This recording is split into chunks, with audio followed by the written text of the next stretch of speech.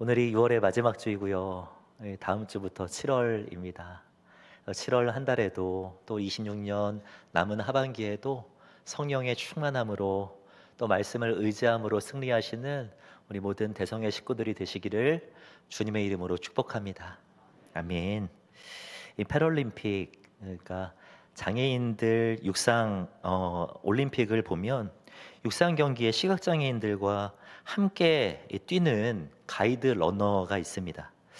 이 가이드 러너는 단순히 옆에서 응원하는 사람이 아닙니다. 앞에 보시는 이 사진과 같이 끈으로 선수와 연결하고 실제로 트랙 위에서 선수와 함께 달리는 인도자가 가이드 러너이죠. 이 세상에서 가장 빠른 시각장애인 선수 이 데이비드 브라운의 실화입니다. 그는 어릴 적 병으로 시력을 완전히 잃었어요. 13세쯤 되었는데요. 달리는 것을 사랑했지만 앞이 보이지 않는 공포 때문에 한 걸음도 내디딜 수가 없었습니다. 이때 그의 손을 잡아준 사람이 뛰어난 육상 선수였던 제롬이에요. 제롬 에이버리. 그는 자신의 올림픽 출전의 꿈을 접고 이 데이비드의 눈이 되기로 작정합니다. 여러분 생각해 보세요. 앞이 전혀 보이지 않는 상태에서 트랙 위에 이 전력 질주하는 게 쉽겠습니까? 너무나도 두렵고 걱정이 되어서 속도를 낼 수 없지 않겠습니까? 하지만 데이비드는 이 제롬과 이 손목의 끈 하나를 연결하고 달리기를 시작합니다. 제롬은 데이비드가 트랙을 벗어나지 않도록 방향을 잡아주었고 언제 속도를 내야 할지 결승선이 얼마나 남았는지를 끊임없이 말해 주었습니다. 데이비드는 오직 제롬의 목소리와 손목에서 전해지는 끈의 감각만으로 100% 자신의 몸을 내어 던졌고 결국 그 결과 데이비드는 시각장애인 최초로 100m를요 10초대에 들어오는 놀라운 결과를 만들어내게 돼요. 11초의 벽을 깨고 10.92초로 돌파하는 기적을 만들어내고요. 2016년 리우 패럴림픽에서는 당당히 금메달을 목에 걸었다라는 것이죠. 데이비는 시상대 위에서 이런 고백을 합니다. 나와 함께 달렸던 제롬이 없었다면 저는 한 걸음도 뛰지 못했을 것입니다. 우리가 함께 딴 금메달입니다. 라고 말을 했다라고 해요. 사랑하는 성도 여러분, 인생을 살아가면서 때로는 우리에게도 이러한 가이드 러너가 있었으면 좋겠다 라는 생각이 들 때가 있지 않으십니까? 내가 어디로 가야 하는지, 무엇을 해야 하는지, 속도를 내야 하는지, 때론 속도를 줄여야 하는지, 내가 어떻게 해야 하는지 나와 함께 달리며 함께 걸으며 나를 인도해 주는 사람이 있었으면 좋겠다. 그런 생각이 들 때가 있지 않으십니까? 성경은 우리 하나님께서 그런 신실한 인도자라고 분명하게 말씀합니다. 우리가 너무나도 좋아하는 시편 23편을 보면 반복되는 단어가 있는데 인도하시는 도다라고 하는 말이에요. 푸른 초장으로 인도하시는 분 우리 주님이시래요. 의의 길로 인도하시는 분이 우리 주님이시래요. 바라기는 인생 걸음걸음마다 선한 목자 되시는 주님과 함께 걷는 은혜가 있기를 주님의 이름으로 축복합니다. 이 시간 예배하고 말씀 앞에 머물 때 우리가 정말로 붙들어야 할 신실한 인도자가 누구인지 다시금 확인하게 되고 그분 앞에서 우리가 무엇을 더 힘써야 하는지를 다시금 발견하게 되는 귀하고 복된 시간 되시기를 주님의 이름으로 축복합니다. 오늘 우리가 함께 읽은 이 말씀은요 신실한 인도자가 우리 주님이심을 우리 하나님이심을 분명하게 밝혀줍니다. 함께 읽은 본문은 모압 언약이에요. 모압 언약. 모압에서 하나님이 자신의 백성들과 약속을 맺어주시는 스토리이죠. 본문 1절 말씀을 보면 이렇게 말씀합니다. 호렙에서 이스라엘 자손과 세우신 그 언약 이외에 여호와께서 모세에게 명령하여 모압 땅에서 그들과 세우신 언약의 말씀이 이것이다 라고 말씀해주고 있죠. 여러분 호렙이라고 하는 곳은 출애굽한 이스라엘 백성들과 하나님께서 처음으로 언약을 맺어 주신 장소입니다. 출애굽기 19장을 보면 호렙에 있는 한 산, 우리는 신의 산으로 잘 알고 있지 않습니까? 신의 산 위에서 하나님이 이스라엘 백성들과 출애굽한 이스라엘 백성들과 첫 번째로 언약을 맺어 주시는 장면이 기록되어 있죠. 호랍에서 그 신의 산 위에서의 언약이 있은 후 오늘의 본문 신명기 29장에 이르기까지 여러분 이스라엘 백성들에게는 너무나도 많은 일들이 있었을 거예요. 쉬웠겠습니까? 어려웠을 것입니다. 광야 위에서 지내야 했어요. 광야 길을 40년을 걸어야 했습니다. 언제 죽어도 이상하지 않은 적막한 땅을 40년 동안이나 걸어왔고 이제 약속의 땅인 가나안의 동편 모압 땅에 도착한 거예요. 그리고 하나님께서 그 모압 평지 위에서 자신의 언약 백성에게 다시금 그 언약을 갱신해 주는 말씀이 오늘 본문 말씀이라는 것이죠. 이 모압 언약이 강조하고 있는 것이 있다면 여기까지 모압 평지까지 인도하신 분이 우리 하나님이라는 것이 강조점입니다. 2절 이하를 보면 모세는요 이스라엘 백성들을 한 장소에 모으고 가장 먼저 과거를 이전에 있었던 일들을 회상하게 합니다. 말씀들을 보면 하나님께서 이스라엘 백성들을 여기까지 어떻게 인도하셨는지를 3번에 걸쳐서 소개하거든요. 가장 먼저 하나님은 큰 기사로 인도하셨다라는 것을 소개해요. 2절과 3절 말씀을 보면 모세가 온 이스라엘을 소집하고 그들에게 이르렀는데 여호와께서 애굽 땅에서 너희의 목전에 바로와 그의 모든 신하와 그의 온 땅에 행하신 모든 일을 너희가 보았나니 그다음 보세요. 곧 큰 시험과 이적과 큰 기사를 너희들의 눈으로 지금까지 보지 않았느냐라고 말씀하고 있는 것이죠. 큰 기사, 이적과 큰 시험으로 여기까지 인도하신 분이 누구시라고요? 하나님이라고 이야기합니다. 출애굽기를 보면 여러 가지 기적들이 등장해요. 피개이파 악도금의 흑장. 뭡니까? 피, 개구리, 이파리, 악질, 독종, 우박 메뚜기. 그죠? 그다음에 흑암, 장자의 죽음까지 10가지 재앙으로 인도하신 분이 하나님이라는 거예요. 홍해를 가르신 분이 하나님이시고요. 홍해를 가르시고 자신의 백성은 마른 땅으로 지나가게 하시면서도 따라오는 애굽에 있는 군대들은 물 안에 수장시키신 분.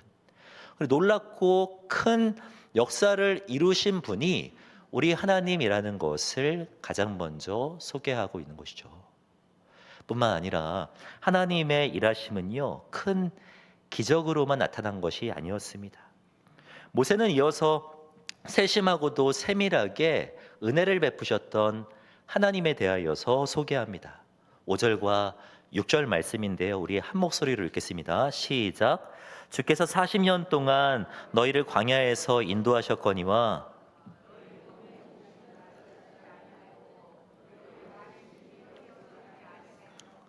너희에게 떡도 먹지 못하며 포도주나 독주를 마시지 못하게 하셨음은 주는 너희의 하나님 여호와이신 줄을 알게 하려 하심이니라. 아멘. 여러분, 광야란 의식주가 없는 곳이에요. 입을 것도 없고요. 먹을 것도 없고요. 어디서 머물러야 하는지 살 곳도 분명하지 않은 곳이 광야입니다.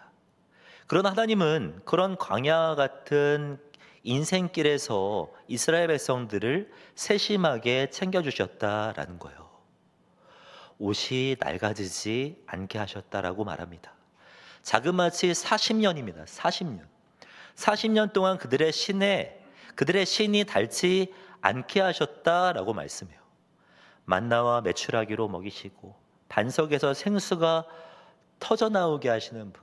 제가 말씀 묵상하면서 어렸을 적 저희 어머니가 생각났거든요. 마치 어머니와 같이 먹을 것들을 먹여주시고 입을 것들, 내가 살면서 필요한 것들을 세심하게 챙겨주시는 그런 어머니의 모습과 같이 우리 주님께서 이스라엘 백성들을 돌려주셨다, 돌봐주셨다라고 그렇게 소개하고 있는 것이죠. 마지막으로 모세는 하나님께서 이스라엘을 승리로 인도하셨다라는 것을 설명해요. 7절과 8절을 보면 너희가 이곳에 올 때 헤스본 왕 시온과 바산 왕 옥이 우리와 싸우러 나왔으므로 우리가 그들을 치고 그 땅을 차지하여 루벤과 갓과 므낫세 지파에게 기업으로 주었나니라고 말씀하고 있죠. 헤스본 왕 시온과 바산 왕 옥은요, 모압 평지에 도착하기 직전에 만난 강력한 왕입니다. 이 말씀은 민수기 21장을 배경으로 하고 있는데 이스라엘 백성들이 가나안으로 이렇게 들어가기 위하여서 모압 평지를 지나갈 때 이 두 왕에게 우리가 이 땅을 좀 지나가게 해달라고 제안하거든요. 근데 그 요청을 거절합니다. 거절할 뿐만 아니라 시온 왕과 옥은요, 자신의 강력한 군대를 이끌고 이스라엘 백성들과 맞서 싸우기 시작해요. 그런데 그 전쟁에서 누가 승리를 거두었다라는 것입니까? 이스라엘 백성들이 승리를 거두었다라는 것입니다.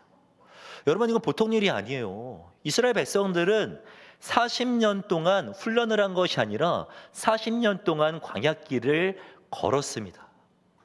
무기 없어요. 훈련된 병사 없습니다.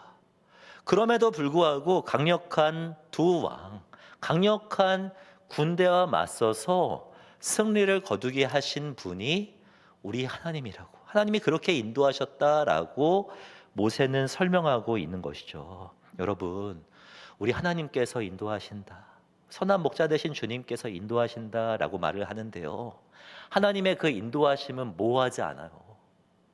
하나님의 인도하심은 때로는 우리의 삶 가운데 큰 기적과 역사로도 드러나요.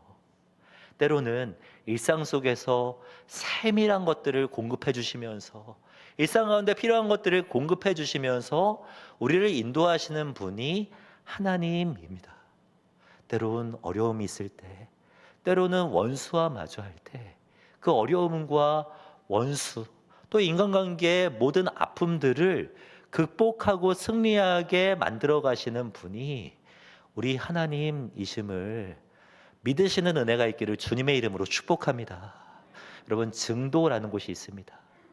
전라도 신안군에 가면 증도가 있는데요, 제가 청소년들을 데리고 한번 갔던 적이 있는데 석양이 너무나도 멋있는 곳입니다. 여름 휴가로 가기에도 아주 적합한 곳이 증도인데, 증도가 특별한 점이 있다면 한때 증도의 복음화율이 90% 이상이었던 적이 있었다라는 거예요. 좀 대단하지 않습니까? 복음화율이 90% 이상 그렇게 나타날 수 있었던 데에는 순교자 문중경 전도사님이 있었기 때문이에요. 전도사님은 성과 섬들을 돌아다니면서 전도했는데 기록에 따르면 한 해 동안 갈아시는 고무신만 9켤레였대요. 9켤레. 여러분, 그 당시에 고무신 9켤레 구하는 거 쉽지 않았다면서요. 누가 공급해 주셨을까요? 돌아다니면서 배고픈 사람들에게 먹을 것을 공급했고요, 환자들을 만나게 되면 약들을 공급해 주면서 회복될 수 있도록 기도해 주었다라고 이야기를 하는데요, 그 많은 식사들, 그 많은 약들, 여러분 어디서 났을까요? 전도사님은 부잣집에 가는 일이 있으면 자신이 먼저 먹을 것을 공급받은 후에 부자에게 양해를 구하고 먹을 것과 약들을 바리바리 싸들고 나왔다고 합니다. 그리고 배고픈 사람 만나면 먹을 것을 주고요, 아픈 사람 만나게 되면 약을 나누어 주면서 전도한 거죠. 하나님의 공급하심, 하나님의 인도하심으로 전도자의 사명을 감당할 수 있었던 것 아닙니까? 바라기는 우리 대성의 모든 식구들도요, 이러한 하나님의 인도하심을 경험하는 은혜가 있기를 주님의 이름으로 축복합니다. 하나님의 그 인도하심은요, 성경 안에 머무는 것만도 아니고요, 과거 안에만 있는 것도 아닙니다. 하나님의 인도하시는 과거와 현재 그리고 우리의 미래까지 넘나드는 것이거든요. 이스라엘 백성들을 하나님께서 인도하셨듯 우리의 매일매일의 삶도 인도하실 수 있을 줄 믿습니다. 그런 하나님의 인도하심을 따라 나아가는 우리들이 되었으면 좋겠습니다. 주님께서 우리를 지켜주시고 공급하여 주시며 우리를 죽음의 문턱에서 건져주셨을 뿐만 아니라 주님 앞에 설 그날까지 결국은 승리하게 하실 것이거든요. 이 은혜와 인도하심을 매일매일의 삶 가운데 누리시는 우리 성도님들이 되시기를 주님의 이름으로 축복합니다. 이토록 신실하게 우리의 삶을 인도하시는 하나님의 그 인도하심을 누리기 위해서 우리가 해야 할 것은 무엇일까요? 본문을 통하여서 두 가지만 한번 살펴보기를 원하는데요. 먼저 하나님의 인도하심을 누리기 위하여서는요, 주 하나님을 여호와로 인정해야 해요. 주 하나님을 여호와로. 주님을 나의 삶의 주인으로 모신다라는 의미이거든요. 이 본문 6절 말씀 한번 다시 보시겠습니까? 6절 말씀을 보면 너희에게 떡도 먹지 못하며 포도주나 독주를 마시지 못하게 하셨음은 주는 너희의 하나님 여호와이신 줄을 알게 하기 위함이었다라고 말씀합니다. 하나님께서 이스라엘 백성들에게 광야에서 많은 것들을 공급하여 주셨거든요. 그럼에도 불구하고 주지 않으신 것이 있는데 떡, 포도주, 독주라는 것입니다. 여러분, 여기에는요 어떤 중요한 영적인 메시지가 담겨 있다라고 생각해요. 떡, 포도주는 어떻게 얻을 수 있습니까? 떡을 만들기 위해서 필요한 밀, 그 다음에 포도주를 만들기 위해서 필요한 포도는 어떻게 해서 얻을 수 있는 거예요? 씨 뿌리고 열심히 물 주고 열심히 땀 흘려서 경작해야지 얻을 수 있는 것들이 여러분 포도와 밀 아닙니까? 하나님께서 포도주와 떡과 포도주를 허락하지 않으시고 하늘에 있는 만나로 먹이신 것은요, 우리의 인생이라고 하는 것은 어떤 한 사람 개인의 노력만으로 이끌어갈 수 없다라는 것을 가르쳐 주기 위함이었다라고 생각해요. 인생이란 홀로 살 수 있는 게 아니라는 거예요. 인생의 주인은 나 자신이 아니라는 것입니다. 인생의 주인은 우리 주 하나님 여호와가, 우리 여호와께서 인도하시는 것이다라는 것을 가르쳐 주기 위하여서 포도주와 떡을 허락하지 않으신 것이죠. 사랑하는 성도 여러분, 여호와라는 이름의 의미를 아십니까?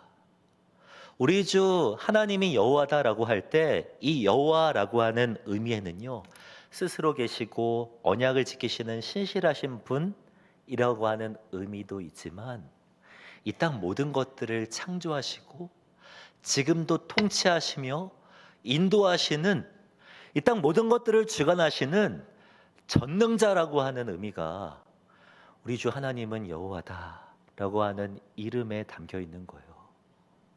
생명을 공급하시는 분이 하나님이라는 거, 생사화복을 주관하시는 분이 우리 하나님이라는 거, 이 고백이 주 하나님은 나의 여호와이시다라는 고백이거든요.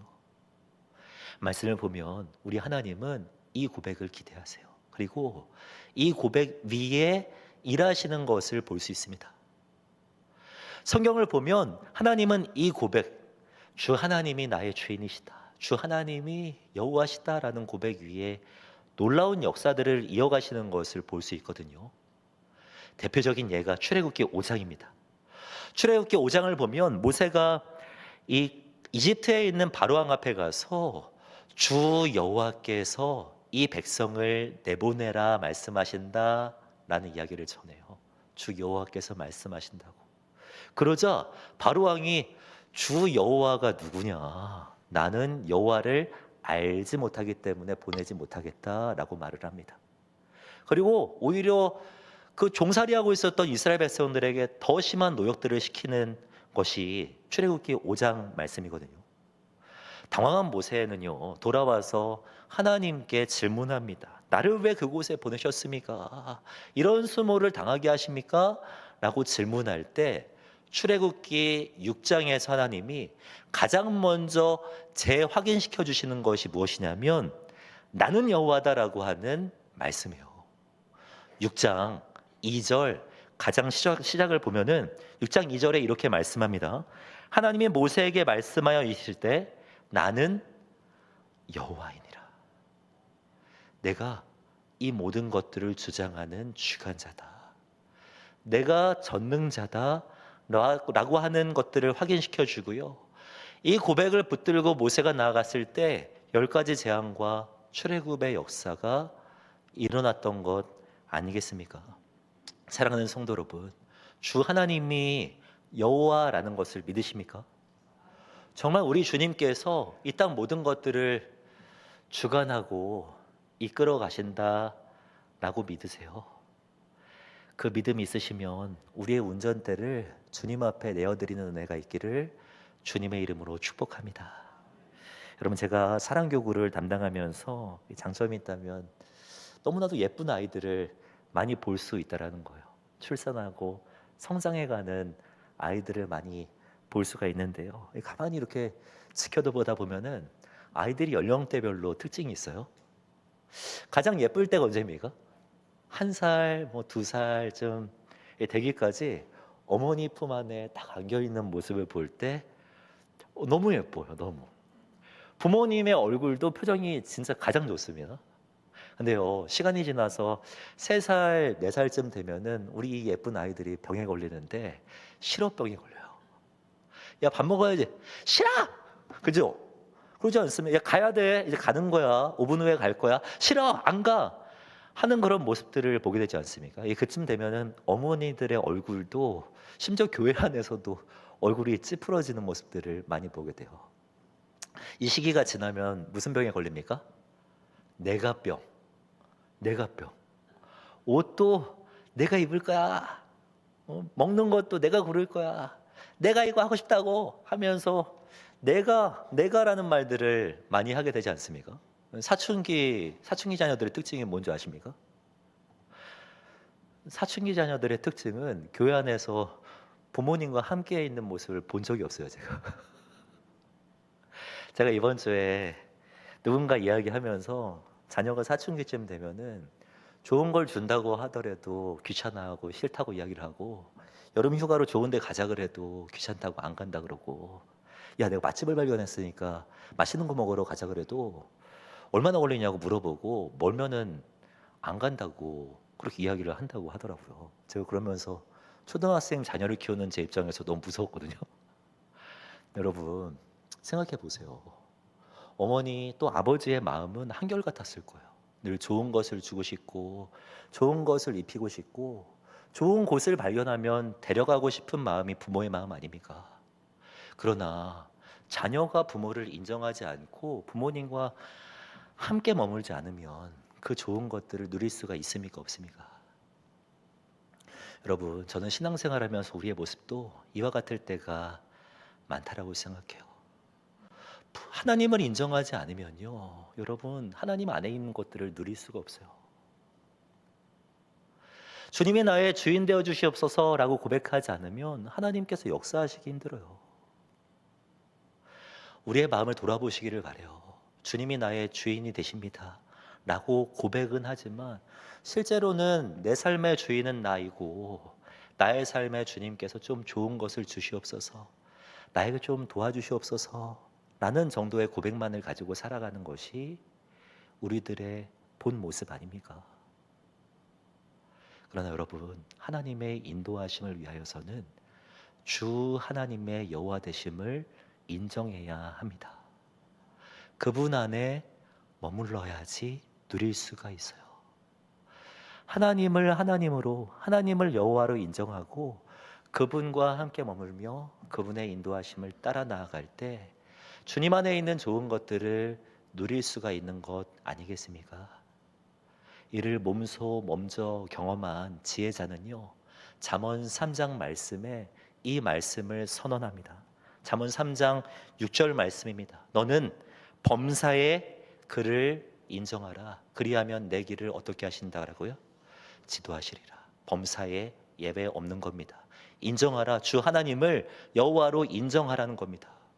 매일매일의 삶 속에 가정 일터 살아가는 모든 일상 가운데 주 하나님을 나의 주인으로, 나의 여호와로 인정할 때 우리 주님은 지도하신다라고 말씀해요. 인도하신다라고요. 바라기는 이 고백을 가지고 매일매일을 승리하시는 저와 우리 성도님들이 되시기를 주님의 이름으로 축복합니다. 주님 선한 목자 맞으시죠? 신실하시죠? 신실하신 주님, 그분을 인정하면서 그분 안에서 놀라운 은혜들을 누리시는 저 우리 성도님들이 되시기를 주님의 이름으로 축복합니다. 또한 주님의 신실하신 인도하심을 누리기 위하여서는요, 또 한 가지 하나님의 말씀에 순종하는 것이 필요해요. 첫 번째, 주 하나님의 여호와 되심을 인정했다면 두 번째는 주의 언약의 말씀에 순종해야 해요. 오늘 본문의 결론이 9절인데요. 9절 말씀 함께 읽겠습니다. 9절입니다. 그런즉 너희는 이 언약의 말씀을 지켜 행하라. 아멘. 여러분 9절 말씀 어떠한 접속사로 시작합니까? 그런즉이라고 하는 접속사로 시작해요. 그런즉이란 앞의 사실을 근거로, 앞의 이야기들을 근거로 어떠한 행동들을 요구할 때 사용하는 접속사입니다. 그러니까 모세가 앞에 하나님의 인도하심을 설명한 이유는 구절을 이야기하기 위해서였다라는 거예요. 하나님이 인도하셨다면 하나님의 그 언약의 말씀대로 순종하는 삶으로 나아가야 한다. 그래야지 계속해서 하나님의 인도하심을 누릴 수가 있는 거야 라고 가르쳐 주는 것이죠. 여러분 신명기를 묵상하다 보면 이러한 구조가, 이러한 패턴이 계속해서 반복적으로 등장하는 것을 볼 수 있어요. 인도하심과 순종, 또 순종과 따라서 인도하심이 나오는 이러한 구조들이 계속해서 반복해서 등장하거든요. 그러니까 인도하심을 받아 하나님의 백성이 되었다면 순종하는 삶을 살아가야 한다는 거예요. 또한 우리가 계속해서 순종할 때에 하나님의 인도하심을 계속해서 누릴 수가 있다라고 반복적으로 이야기해주고 있는 것이죠. 우리 스스로 한번 돌아보길 원합니다. 여러분 순종하며 살아가고 계십니까? 우리 성도님들을 보다 보면은요, 순종을 해야 되지, 순종을 하며 살아가야 돼 라는 정도의 생각은 많이 하시지만 실제로 삶 속에서 이 순종하는 것을 우선순위로 삼고 살아가지 못하는 것을 많이 보게 됩니다. 여러분 한 가정에 6살짜리 아들하고요 7살짜리 아들이 있었는데 크리스마스를 앞두고 한 선물을 받고 싶었나 봐요. 그래서 엄마 아빠를 찾아가서 우리가 크리스마스 선물을 받고 싶은데 이번 크리스마스에는 좋은 선물 하나 주실 수 있으세요? 라고 어머니에게 물어봤더니 어머니가 대답을 하는 거죠. 야, 이번 크리스마스 때 좋은 선물을 줄게. 근데 그때까지 이렇게 잘 지켜보고 너희들이 심부름도 잘하고 말도 잘 듣고 이 아들 둘이니까 얼마나 많이 싸우겠습니까? 싸우지도 않고 크리스마스까지 잘 하게 되면은 내가 너희들 원하는 좋은 선물을 줄게 라고 이야기를 했어요. 6살짜리 되는 동생이 그 말을 듣고 얼마나 기뻤겠습니까? 기쁜 마음으로 다음 날부터 열심히 하는 겁니다. 아빠 출근하려고 하면 이 구두도 준비해가지고 이렇게 놓고 엄마가 이제 심부름 시키면 심부름도 하고 막 싸우지 않을 뿐만 아니라 엄마 아빠 앞에서 막 애교도 부려가면서 정말 잘 하는 거예요. 근데 며칠 동안 지켜보던 그 7살짜리 되는 형이 상당히 못마땅해하면서 동생을 자기 방으로 부르답니다. 그리고 나서 문을 닫고 나서 동생에게 말하는 거예요. 야, 너 잘 들어. 너 벌써부터 그렇게 하지 않아도 돼. 12월 20일쯤 돼가지고 잘하면 충분히 선물 받을 수 있어. 여러분 웃기죠? 너무 귀엽지 않습니까? 근데 생각해 보면은 우리도 이럴 때가 너무나도 많이 있다라고 생각해요. 제가 성도님들을 보면 순종해야 한다라는 거 너무나도 잘 알고 계세요. 되게들 하나님 앞에서 잘하며 살아가고 싶어 합니다. 이 다음에 예수님을 만나면 그때는 부끄러움 없어야지 라고 노래도 불러가면서 그때는 정말 내가 하나님 앞에 신실한 사람으로, 신실한 제자로 하나님 앞에 서야지 라는 생각들은 많이들 가지고 계세요. 그러나 우리의 삶 속에 순종이 우선순위입니까? 순종하는 것을 나의 우선순위로 삼고 매일매일 치열하게 노력하며 살아가고 계세요. 여러분, 하나님이 기대하시는 것은요, 지금 이 자리에서 순종하며 살아가는 것입니다. 순종했을 때 포기할 것이 너무나도 많이 떠올라서, 내려놓아야 할 것이 너무나도 많이 떠올라서 그 순종의 모습을 뒤로 미루어 두는 것이 아니라 지금 살아가고 있는 나의 일상 가운데 매일매일 순종의 걸음을 걸어가는 것. 여러분, 이것을 하나님이 기대하신다라는 것이죠. 여러분, 순종을 우선순위 삼고 치열하게 노력하며 살아가는 것이 손해보는 인생이 아니에요. 오늘 본문을 보면 순종하며 살아가는 사람만이 누릴 수 있는 특별한 은혜가 있다라고 분명하게 말씀해요.